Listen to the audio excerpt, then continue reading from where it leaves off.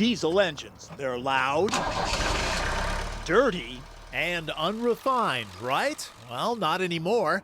This is a Mercedes-Benz ML320, and inside there's a 6-cylinder, 210 horsepower, turbocharged BlueTEC diesel.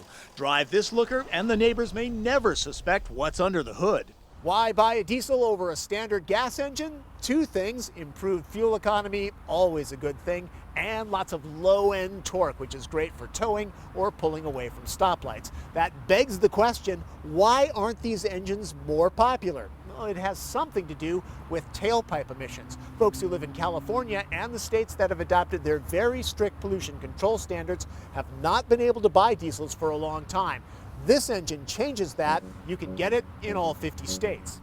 Why so clean? The exhaust gets spritzed with urea that's in a 7-gallon tank here. This solution is very similar to what children would euphemistically call number one. It gets changed with the engine oil, in this case every 10,000 miles. With gobs of torque, a giant hand seems to push this ute. At speed, though, there's less power on tap, making passing less confident.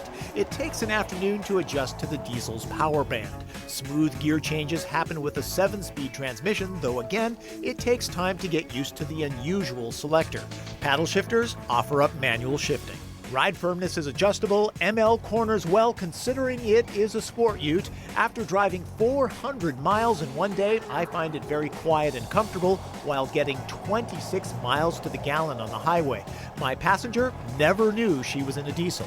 With airmatic suspension, the ML320 gets an off-road advantage, and it levels itself when you load it up. I tried some easy off-roading, and the M-Class didn't even hiccup. With 398 foot-pounds of torque, you can pull stumps and tow 7,200 pounds, though how many people are going to do that with a Mercedes? M-Class gets a new grille and other styling tweaks. The cabin is familiar, materials are high quality. Seats border on being hard, though ultimately supportive. They're heated, so is the steering wheel. Gripes? Well, cruise control can be confused for turn signals. Programming the nav system with this is tedious, and keyless ignition is only available in a $6,600 option package. There's room for 3 adults back here, but the seats don't adjust much. At least they're heated, and hey, look, side torso airbags. What to watch? This is Spinal Tap or yoga?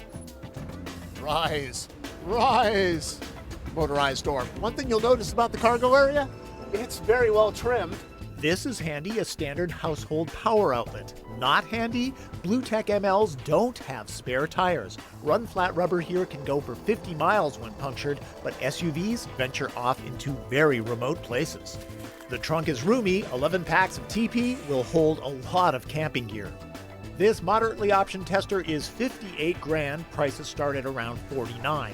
Diesel fuel is more expensive, but mileage is up by 25%. Use biodiesel and it's more earth-friendly.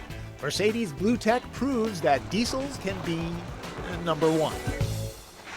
The ML has been around for a few years. The sweeping design has aged very well. It's still one of the best-looking mid-sized utes. I also appreciate the style of the cabin. I am a little surprised, though, that the electronics didn't get the same freshening as the exterior. In their other vehicles, Mercedes has moved to a decent interface using a knob that gets turned, nudged, and pushed, making this rudimentary control sort of weak. HD and Sirius satellite radio, plus iPods with integration sound great on the premium hardened Cardin surround sound system.